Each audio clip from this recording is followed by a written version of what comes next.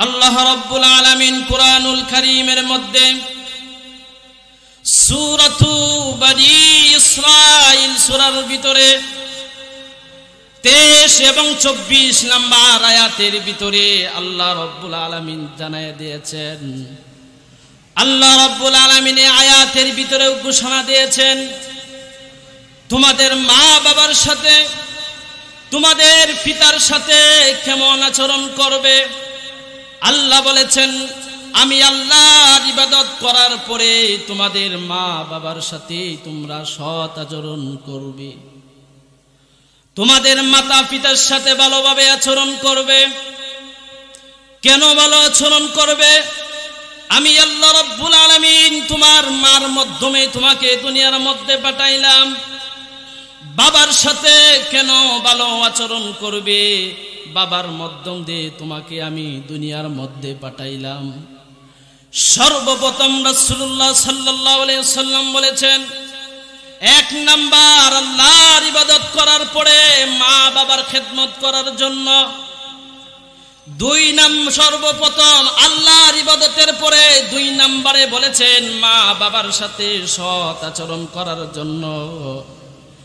জিহাদ একটা এমন গুরুত্বপূর্ণ বিষয়, যেই জিহাদের কথাও দ্বিতীয়বার আনে নাই, তৃতীয়র মাধ্যমে নিয়েছেন। প্রথম বলেছেন আল্লাহর ইবাদত করার পরে মা বাবার সাথে ভালো আচরণ করতে হবে। তৃতীয়তে বলেছে তারপর জিহাদের হুকুম এসেছে। তাহলে লক্ষ্য করে বুঝেন, রাসূল যেহেতু বলেছেন জিহাদের থেকেও গুরুত্বপূর্ণ হলো তোমার মা বাবার সাথে তুমি সৎ আচরণ করো। আল্লাহ রাব্বুল আলামিন দুনিয়ার মধ্যে যা কিছু ঘটবে, সন্তান বাবার সাথে কেমন আচরণ করবে, মা যখন বৃদ্ধ হয়ে যায়, বুড়া হয়ে যাবে, আমাদের সমাজের মধ্যে বৃদ্ধ মা বাবার সাথে কেমন আচরণ হবে আল্লাহ সেটা বলে দিয়েছেন। وَقَضَى رَبُّكَ أَلَّا تَعْبُدُوا إِلَّا إِيَّاهُ وَبِالْوَالِدَيْنِ إِحْسَانًا। প্রথমে আল্লাহর ইবাদত করার জন্য বলেছেন, আল্লাহর হক আদায় করার জন্য বলেছেন। তাহলে আয়াতকে লক্ষ্য করলেও বোঝা যায় আল্লাহ তাআলা মানুষদেরকে কেন দুনিয়াতে পাঠাইলেন। সর্বপ্রথম আমার উদ্দেশ্য থাকবে একটাই, আল্লাহ যদি আমাকে ইবাদতের জন্য পাঠায় থাকেন, তাহলে দুনিয়াতে চলাকালীন যা কিছু হবে আমার ইবাদতের সাথে সম্পর্ক থাকবে। একই আয়াতের ভিতরে আল্লাহ পাক রব্বুল আলামিন আল্লাহর ইবাদত করার পরে একই আয়াতের ভিতরে বলছে ওয়াবিল ওয়ালিদাইনি ইহসানা, তোমাদের মাতা পিতার সাথে সৎ আচরণ করার জন্য। ইহসান শব্দটা আরবি শব্দ, এটা বাংলা হলো মা বাবার সাথে সৎ আচরণ করা, ভালো আচরণ করা। এটা কি কোনো দুনিয়ার মানুষের কথা না আল্লাহ পাকের কথা? যেই জায়গার ভিতরে আল্লাহ সিদ্ধান্ত দিয়েছেন মাতা পিতার সাথে সৎ আচরণ করার জন্য, আর আল্লাহ যে আদেশটা করে এই আদেশটা যদি কোনো ব্যক্তি অমান্য করে, আদেশটা পালন না করে, তাহলে তার বিপরীত হয়ে যাবে জাহান্নাম। আর আমরা একটু লক্ষ্য করলেও বোঝা যায় আল্লাহ তাআলা কেন বলেছেন আল্লাহর ইবাদতের পরে আমাদের মা বাবার সাথে সৎ আচরণ করার জন্য। কেন আল্লাহ পাক রব্বুল আলামিন ইবাদতের পরে মা বাবার সাথে ইহসান করার জন্য কেন বললেন? আল্লাহ পাক রব্বুল আলামিন আপনাকে আমাকে আপনার মার মাধ্যমেই দুনিয়ার মধ্যে আনাইছে। আপনি লক্ষ্য করে দেখবেন আপনার মার মাধ্যমে থেকে তো আপনি দুনিয়াতে আসলেন। আল্লাহ রাসূল সাল্লাল্লাহু আলাইহি ওয়াসাল্লাম বলেন, আল্লাহর পরে যদি সেজদা দেওয়া যদি হুকুম থাকতো, জায়েজ থাকতো, তাহলে আমি নবী সর্বপ্রথম আদেশ করতাম মায়ের পায়ের নিচে সেজদা করার জন্য। সেজদা করা যেত, আল্লাহ ব্যতীত কাহারও নিচে, আল্লাহ ছাড়া কাহারও সেজদা করা যায় না, শিরিক হয়ে যায়। এই জন্য মাতা পিতাকে সেজদা করার জন্য নিষিদ্ধ করে দিয়েছেন। কিন্তু মা বাবার সাথে সৎ আচরণ করার জন্য রাসূল আহ্বান করেছে। আল্লাহ রাব্বুল আলামিন কুরআনুল কারীমের মধ্যে সূরাতু বনী ইসরাঈল সূরার ভিতরে 23 এবং 24 নম্বর আয়াতের ভিতরে আল্লাহ রাব্বুল আলামিন জানায় দিয়েছেন, আল্লাহ রাব্বুল আলামিন এই আয়াতের ভিতরে ঘোষণা দিয়েছেন, তোমাদের মা বাবার সাথে, তোমাদের পিতার সাথে কেমন আচরণ করবে। আল্লাহ বলেছেন, আমি আল্লাহর ইবাদত করার পরে তোমাদের মা বাবার সাথে তোমরা সৎ আচরণ করবে, তোমাদের মাতা পিতার সাথে ভালোভাবে আচরণ করবে। কেন ভালো আচরণ করবে? আমি আল্লাহ রাব্বুল আলামিন তোমার মার মাধ্যমে তোমাকে দুনিয়ার মধ্যে পাঠাইলাম। বাবার সাথে কেন ভালো আচরণ করবে? বাবার মাধ্যম দিয়ে তোমাকে আমি দুনিয়ার মধ্যে পাঠাইলাম। সর্বপ্রথম রাসূলুল্লাহ সাল্লাল্লাহু আলাইহি ওয়াসাল্লাম বলেছেন, এক নাম্বার আল্লাহর ইবাদত করার পরে মা বাবার খেদমত করার জন্য, দুই নাম্বার সর্বপ্রথম আল্লাহর ইবাদতের পরে দুই নম্বরে বলেছেন মা বাবার সাথে সৎ আচরণ করার জন্য। জিহাদ একটা এমন গুরুত্বপূর্ণ বিষয়, যেই জিহাদের কথাও দ্বিতীয়বার আনে নাই, তৃতীয়র মাধ্যমে নিয়েছেন। প্রথম বলেছেন আল্লাহর ইবাদত করার পরে মা বাবার সাথে ভালো আচরণ করতে হবে। তৃতীয়তে বলেছে তারপর জিহাদের হুকুম এসেছে।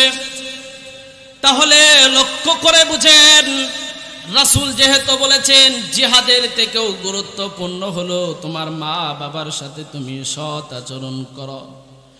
আল্লাহ রাব্বুল আলামিন দুনিয়ার মধ্যে যা কিছু ঘটবে, সন্তান বাবার সাথে কেমন আচরণ করবে, মা যখন বৃদ্ধ হয়ে যায়, বুড়া হয়ে যাবে, আমাদের সমাজের মধ্যে বৃদ্ধ মা বাবার সাথে কেমন আচরণ হবে আল্লাহ সেটা বলে দিয়েছেন। আল্লাহ বলেন, উফি ওয়ালা তানহারহুমা, তোমার মা বাবা যদি একটুও অন্যায় করে থাকে উফ শব্দটাও পর্যন্ত বলবে না। মুসলমান ভাইরা আমার লক্ষ্য করে দেখেন, মানুষ যখন বৃদ্ধ হয়ে যায়, মানুষ যখন বুড়া হয়ে যায়, সেই মানুষটা বুড়া মানুষটা শৈশবকালের মতো ব্যবহার করতে শুরু করে বয়সটা যখন 70 থেকে 80 হয়ে যায়, তার মাথা ছোট্ট বাচ্চাদের মতো কাজ করে, পুরাপুরি ভাবে কাজ করে না। সেই জন্য আল্লাহ পাক রব্বুল আলামিন বলেছেন, উফি ওয়ালা তানহারহুমা, তোমার মা যখন বৃদ্ধ হয়ে যাবে, তোমার মা যখন বুড়া হয়ে যাবে, কথা দ্বারাতে তুমি যদি কষ্ট পাও, তোমার মার সাথে উফ শব্দটাও পর্যন্ত বলতে পারবে না। আল্লাহ রাব্বুল আলামিন কেন এই কথা বললেন? লক্ষ্য করে দেখেন, আমাদের সমাজের ভিতরে মানুষ এখন এমন হয়ে গিয়েছে, বৃদ্ধ মা যখন বুড়া হয়ে যায়, তখন বাচ্চা বিবি পাওয়ার পরে বৃদ্ধ মার কোনো খোঁজ খবর নেই না। মা যদি একটু কথা উল্টা পাল্টা বলে, মা যদি একটু খারাপ আচরণ করে, সেই মাকে বৃদ্ধা আশ্রমের মধ্যে রেখে চলে আসে, মার সাথে কথা বলে না, বিবি বাচ্চা নিয়ে সুখের দিন কাটায়। অথচ লক্ষ্য করে দেখেন, বিল্ডিং ঘরের ভিতরে বিবি বাচ্চাদের কিনে আপনি তাকেন, বিল্ডিং ঘরের ভিতরে বিবি বাচ্চাকে নিয়ে বস্তু বোলাও কান, পাশের ঘরের ভিতরে মা টুলির ঘরের ভিতরে তাকে। আমাদের দেশের ভিতরে অভাব নাই, বহু মানুষ দেখা যায় এরকম। কেননা মা একটু খারাপ আচরণ করেছে, মা একটু ভালো আচরণ না করার কারণে মাকে রুম থেকে বাহির করিয়া পাশের টুলির ঘরের ভিতরে রেখেছে। এমন মানুষ আমাদের সমাজের মধ্যে অভাব নাই। রাসূলুল্লাহ সাল্লাল্লাহু আলাইহি ওয়াসাল্লাম হাদিসের মধ্যে বলেন, সালাসুল্লাহ ইয়ানজুরুল্লাহু ফি ইয়াউমিল কিয়ামাহ। আল্লাহর রাসূল বলেন, কিয়ামতের দিন আল্লাহ তাআলা তিন ব্যক্তির দিকেও ফিরে তাকাইবেন না। মুসলমান ভাইরারে আমার, কিয়ামতের দিন এমন একটা সময়, যেই সময়ের ভিতরে কোনো কাজে আসবে না আল্লাহ যদি আপনার আপন না হয়। আর এই দিনের ভিতরে যদি আল্লাহ আপনার দিকে ফিরে না তাকান, কেমন অবস্থা হবে একটু বার লক্ষ্য করে দেখেন। আল্লাহর রাসূল বলেন, প্রথম হলো হাক্কুল ওয়ালিদাইন, যে সন্তান তার মা বাবার সাথে ভালো আচরণ করে না, যেই সন্তান তার মা বাবার খেদমত করে না, আল্লাহ তাআলা তার দিকে কিয়ামতের দিন ফিরেও তাকাইবেন না। লক্ষ্য করে দেখেন, আমাদের সমাজের ভিতরে শত শত মাস চলে যায়, শত শত দিন চলে যায়, মা কেমন অবস্থাতে আছে, মা কি সুস্থ আছে, মা কি অসুস্থ আছে, খোঁজ নেই না অনেক মানুষ আছে। হাই লক্ষ্য করে দেখেন, আল্লাহর রাসূল বলেছেন, হুমা জান্নাতুকা ওয়া নারুকা। তোমার মা বাবাকে যদি তুমি খুশি করে আসতে পারো, তাহলে তুমি জান্নাত কামায়া তুমি আসলে। ওয়া নারুকা, তোমার মা বাবাকে যদি তুমি বেজার করে চলে আসো, তাহলে তুমি জাহান্নামটা তুমি নিজেই কামাই করে নিয়ে আসলে। আল্লাহর রাসূল বলেন, রিজার রব্বি বিরিজাল ওয়ালিদাইন, যেই মা তার সন্তানের প্রতি সন্তুষ্ট থাকবে, যেই মা তার সন্তানের প্রতি সন্তুষ্ট থাকবে, আমার আল্লাহ তাআলা সেই সন্তানের প্রতি সন্তুষ্ট হয়ে যাবেন। আর আল্লাহর রাসূল বলেন, আর যেই মা তার সন্তানের প্রতি সন্তুষ্ট থাকবে না, যেই মা তার সন্তানের প্রতি তৃপ্তি পাবে না, সন্তুষ্ট থাকবে না, আল্লাহ রাব্বুল আলামিন সেই সন্তানের প্রতি সন্তুষ্ট থাকবে না। তাহলে লক্ষ্য করে দেখেন, মা বাবার সাথে আমাদের কেমন আচরণ করার দরকার। মুসলমান ভাইরারে আমার, প্রথম নাম্বার, হাসরের ময়দানে আল্লাহ রাব্বুল আলামিন যারা মা বাবার সাথে খারাপ আচরণ করবে তাদের দিকে ফিরেও তাকাইবেন না। আল্লাহ বলে ডাক দিবেন, শত শত বছর চলে যাবে, আল্লাহ তাআলা একটু বারো আপনার দিকে ফিরাই তাকাইবেন না। দ্বিতীয় নাম্বার, রাসূলুল্লাহ সাল্লাল্লাহু আলাইহি ওয়াসাল্লাম বলেছেন, দ্বিতীয়টা হলো, খুব খেয়াল করে শুনবেন, যারা নেশাগ্রস্ত করে, যারা নেশার মধ্যে ডুবে আছে, সমাজটা এখন এমন হয়ে গিয়েছে, সমাজটা এমন ভাবে গঠন হয়েছে, সন্তান নেশা করে বাবা হাজার বার বলেও ফিরাইতে পারে না।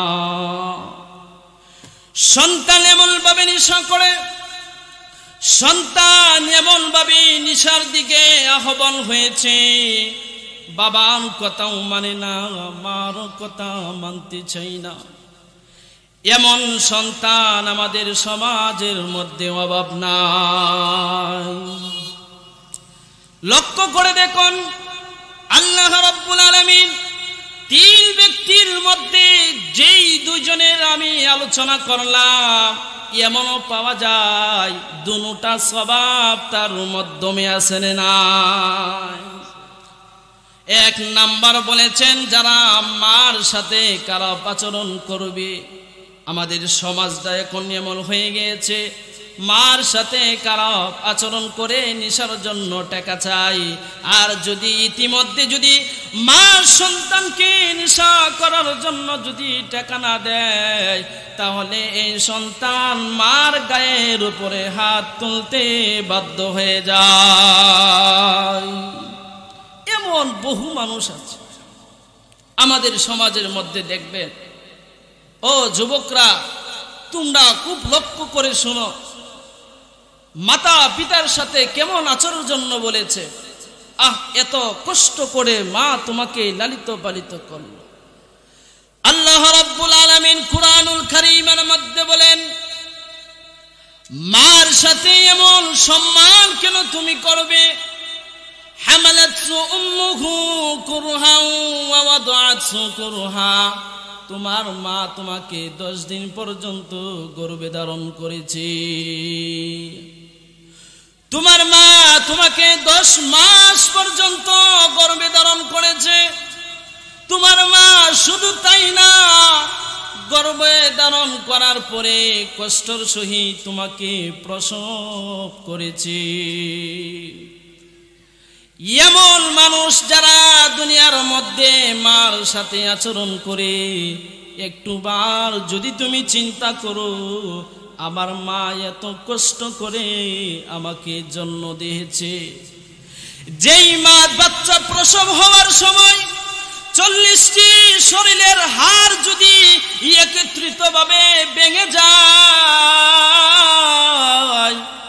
শরীরের 40টি হাড় ভাঙার পরে যেমন ভাবে ব্যথা চলে আসে, একজন মা সন্তান প্রসব করার সময় এর চেয়ে বেশি কষ্ট হয়।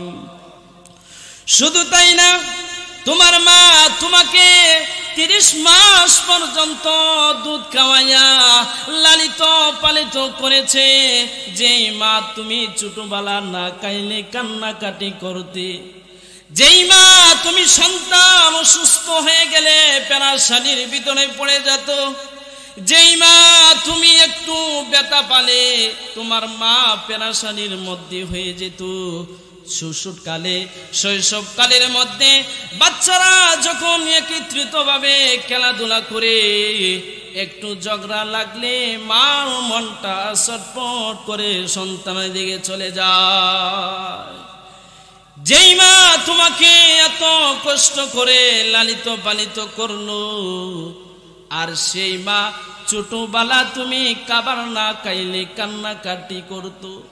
আজকে আমাদের সমাজের ভিতরে, আমাদের দেশের মধ্যে দেখা যায় এমন মা আছে যারা ছোটবেলা কান্না করছিল সন্তান কাইনা বিদায়, আর এখন কান্নাকাটি করে সন্তান মাকে বাদ দেনা বিদায়।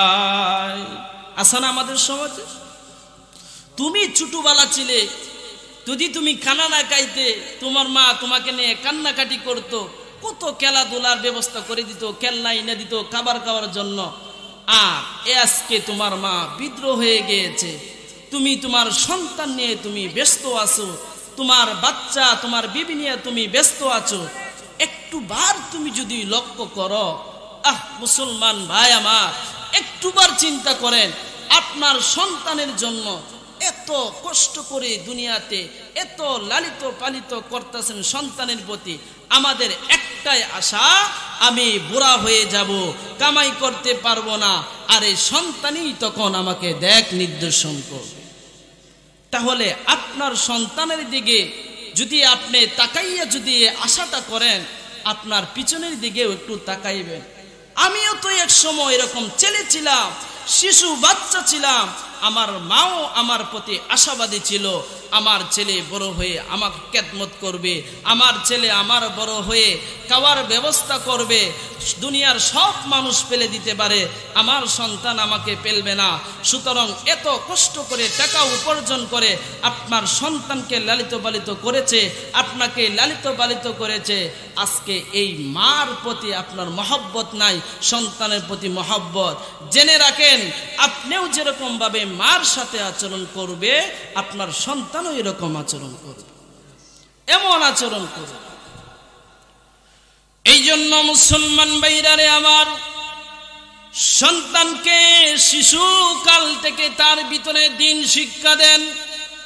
কেমন দিন শিক্ষা দেন? মার সাথে কেমন আচরণ করতে হবে, মার সাথে কেমন ব্যবহার করতে হবে। ছেলে যখন বড় হয়ে যায়, 15 বছর থেকে 18 বছর হয়ে যায়, বাবার কান সমান হয়ে গেলে কথা বাতা মানতে চাই না। এই বাবা তখন বাধ্য হয়ে বলে, অনেক বুঝাইলাম এর উপরও বুঝ মানে না।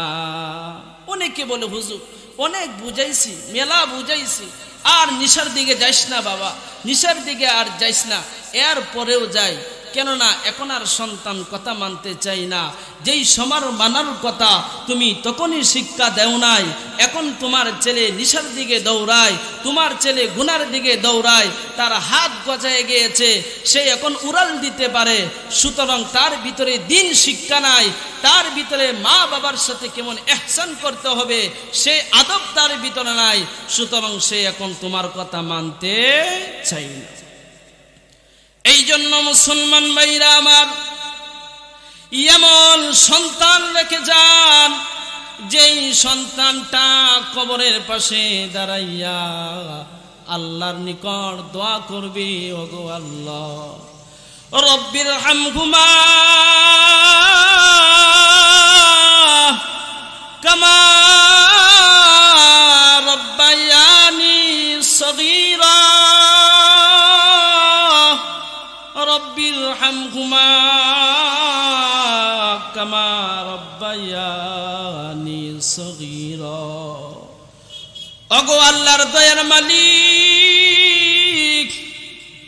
আমার মা শিশুকালে শৈশবকালে আমি বাচ্চাকে, আমি সন্তানকে যেমন ভাবে রহম করিয়া লালিত পালিত করেছি, আজকে আমার মা দুনিয়ার মধ্যে নাই।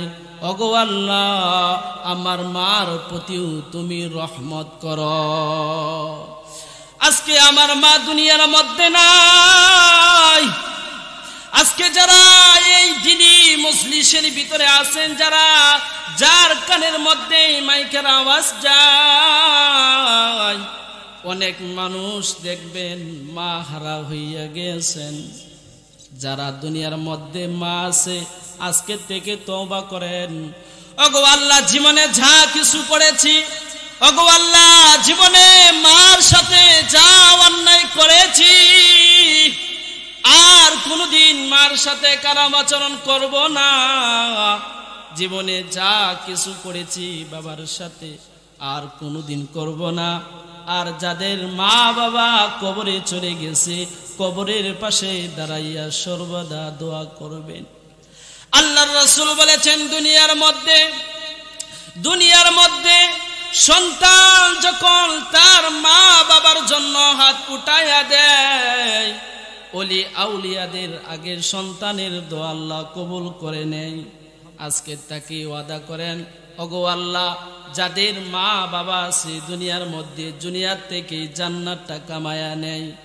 যাদের মা বাবা দুনিয়ার থেকে চলে গেছে, যাদের মা বাবা অন্ধকার কবরে চলে গেছে, কবরের পাশে দাঁড়াইয়া দাঁড়াইয়া দোয়া করবেন, আল্লাহ আমার মা বাবার কবরটাকে তুমি জান্নাতের উচ্চ মাকাম বানায়া দাও। ওগো আল্লাহ আমার মা আমাকে এত কষ্ট করিয়া লালিত পালিত করিয়া দুনিয়ার মধ্যে রেখে গেলেন, আজকে মা অন্ধকার কবরে চলে গেছে। মুসলমান ভাইরা আমার, পৃথিবীর এক প্রান্ত থেকে নিয়ে আরেক প্রান্ত পর্যন্ত কোনো জায়গা বাকি নাই যে কবর নেওয়া যায় না। গরের পিছনে 10 বছর আগে বাবাকে রেখে চলে আসতেন, 1 বছর আগে বাবাকে রেখে চলে আসতেন, আজ পর্যন্ত একটু কবর নেওয়া গেল না। এই জন্য মুসলমান ভাইরা আমার, দুনিয়ার থেকে চলে যেতে হবে। দুনিয়াটা চিরস্থায়ী না, অন্ধকার কবরের মধ্যে চলে যেতে হবে। যারা মা বাবার সাথে খারাপ আচরণ করো, মা বাবার সাথে যারা বেয়াদবি করো, আল্লাহ রাব্বুল আলামিন বলেছেন, ফালা তাকুল লাহুমা উফ ওয়ালা তানহারহুমা ওয়া কুল লাহুমা কাওলান কারীমা। তোমাদের মা বাবার সাথে তোমরা উফ শব্দ করবে না, তোমাদের মা বাবার সাথে ধমক দেয়া কথা বলবে না, তোমাদের মা বাবার সাথে এমন ভাষা বলবে না, এমন ব্যবহার করবে না যে ব্যবহারের দ্বারা তোমার মা বাবা কষ্ট পাবে। তোমার মা বাবার সাথে এমন সদাচরণ করো। বাচ্চার জন্য যেই পোশাক কিনবে, বাচ্চার জন্য যেমন ভাবে পেরেশানি হয়ে যাও, বিবির জন্য যেরকম ভাবে পোশাক কেনার জন্য পেরেশানি হয়ে যাও, তোমার মাওর জন্য এমন ভাবে পেরেশানি হয়ে যাও। সন্তানের প্রতি যেমন মহাব্বত করো, তোমার মাওর প্রতি তুমি এমন ভাবে মহাব্বত করো। সন্তানের প্রতি যেমন ভাবে ভালোবাসা দেখাও, তোমার মার প্রতি এমন ভালোবাসা দেখাও। অনেকে আছে দুনিয়াতে মা থাকতে মার কদর বোঝে না। মা যখন অন্ধকার কবরে চলে যায়, মা যখন দুনিয়ার থেকে চলে যায়, তখন বুঝে মায়ের কি মূল্য। এই জন্য ও যুবক, তোমাদেরকে লক্ষ্য করে বলি, আজকে ইসলামী মহা সম্মিলনের আয়োজন করেছ, শুধু সম্মিলনের আয়োজন থেকে আজকে থেকে তওবা করে নাও। অনেক যুবক আছে, অনেক মানুষ আছে যারা নিষেধ দিকে দৌড়াইতেছ। তোমরা একটুবার লক্ষ্য করে দেখো, হায় আমি দুনিয়াতে, আল্লাহ কেন আমাকে দুনিয়ার মধ্যে পাঠাইলেন? ও নাফরমান বান্দা, তুমি একটুবার চিন্তা করলা না যে আল্লাহ তোমাকে দুনিয়াতে ইবাদত করার জন্য পাঠাইছেন, যে আল্লাহ তোমাকে মাতা পিতার খেদমত করার জন্য পাঠাইছেন, মাতা পিতার সাথে সৎ আচরণ করার জন্য পাঠাইছেন, আর এখন তুমি নিশার দিকে দৌড়াও। হায় আফসোস, হায় আফসোস। কাল কিয়ামতের দিন যারা নিশাগ্রস্ত করেন, যারা নিশার মধ্যে লিপ্ত আছেন, এমন ব্যক্তির দিকে আল্লাহ তাআলা ফিরে তাকাইবেন না। এমন ব্যক্তি হাসরের ময়দানে আফসোস করতে থাকবে। জাহান্নামের ঘোষণা যখন হয়ে যাবে, নিজের হাত নিজে কামড়াইতে থাকবে, কামড়াইতে কামড়াইতে আফসোস করবে, হায় আমি দুনিয়াতে কি করলাম? মূল্যবান সময় দিয়েছিল আল্লাহ, কিছুদিনের জন্য আমাকে দুনিয়াতে পাঠাইছিল, আর চিরস্থায়ী দুনিয়া ছিল না, করস্থায়ী দুনিয়া ছিল। এই দুনিয়ার মধ্যে আমি নিশাগ্রস্ত হয়ে আমার জীবনটা শেষ করে দিলাম। আফসোস, আমি যদি ভালো মানুষের সাথে চলতাম, তাহলে আজকে আমি এই জান্নাতের যে নিয়ামত আছে, নিয়ামতগুলো আমি ভোগ করতে পারতাম। দুনিয়ার মধ্যে আমি খারাপের সাথে চলার কারণে আমি নিশাগ্রস্ত ছিলাম, যার কারণ আজকে আমি জাহান্নামী হয়ে গেলাম। হায় আফসোস, আমি কি করলাম দুনিয়ার জিন্দেগিটা? একটুবার লক্ষ্য করে দেখেন ও যুবক, রাত্রে তুমি চিন্তা করে দেখো, আজকে রাত্রে তোমার মৃত্যু হয়ে গেল, তুমি নিশাগ্রস্ত অবস্থায় বিছানায় চুইলে, বিছানার মধ্যে তুমি ঘুমাইলে, নিশা করে এশারের নামাজ আদায় করো নাই, আল্লাহর হুকুম মানো নাই, বিছানার মধ্যে শোয়ার পরে আজরাইল আলাইহিস সালাতু ওয়াস সালাম যখন চলে আসবে, গুনাহ অবস্থা, ঈমান হারা হইয়া নিশাগ্রস্ত অবস্থায়, আই ফতভাগা যুবক, তুমি চিন্তা করলে না আমি রাত্রে তো আমার ঘুম, এই অর্ধ মৃত্যু থেকে আল্লাহ তাআলা আমাকে জাগ্রত নাও করতে পারে। বহু মানুষ রাত্রেবেলা সুন্দরভাবে খানা দানা খাইয়া ঘুমাইছে, সকালে আর সূর্য দেখতে পারে নাই। সূর্য উদয় হয়েছে ঠিকই, কিন্তু তোমার জন্য উদয় হয় নাই, তুমি দুনিয়ার থেকে চলে গেছো। আর গুনাহ নিয়ে যদি তুমি কবরে যাও, তোমার অবস্থাটা কি হবে? তোমার অবস্থাটা কি হবে? একটুবার চিন্তা করে দেখো, আল্লাহ তাআলা কেন তোমাকে এই দুনিয়ার মধ্যে পাঠাইলেন? এই দুনিয়ার মধ্যে কি স্বাদ পেয়েছো তুমি? নিশার মধ্যে তুমি কি স্বাদ পেয়েছো? যে নিশার জন্য তুমি মা বাবাকে ত্যাগ করে দিয়েছো, যে নিশার জন্য সন্তান বিবিকে তুমি ছেড়ে দিয়েছো, যে নিশার জন্য তুমি দুনিয়াটাকে তুমি ধ্বংস করে দিয়েছো, আখিরাতকে বাদ করে দিয়েছো, তুমি সেই নিশার দিক দিয়ে দৌড়াও। আফসোস, একদিন আফসোস করবা, সেই আফসোস আর তোমার কোনো কাজে আসবে না, সেই আফসোস আর কোনো তোমার কাজে আসবে না। আফসোস করতে করতে করতে করতে জাহান্নামে তোমাকে নিক্ষেপ করা হবে, জাহান্নামের শাস্তি তোমার ভোগ করতে হবে। এই জন্য যুবক, আজকের থেকে তওবা করো। আল্লাহ, জীবনে যা কিছু করেছি, জীবনে আমি যত অন্যায় করেছি, জীবনে যত নিশা করেছি, আজকের থেকে আমি তওবা করলাম। ওগো আল্লাহ, নিশার দিকে আর কোনোদিন অগ্রসর হব না, নিশা আর আমি কোনোদিন করব না। আজকে থেকে আমি তওবা করলাম। আল্লাহ, তুমি আমাকে ঈমানওয়ালা বানায়া দাও, আমাকে নামাজিওয়ালা বানায়া দাও, মা বাবার প্রতি আমার ইহসান করার মতো তৌফিক দাও, আর দুনিয়াতে চলাকালীন আমার ঈমানকে শক্ত করে দাও। এমন দোয়া করো, আজকে থেকে তওবা করো।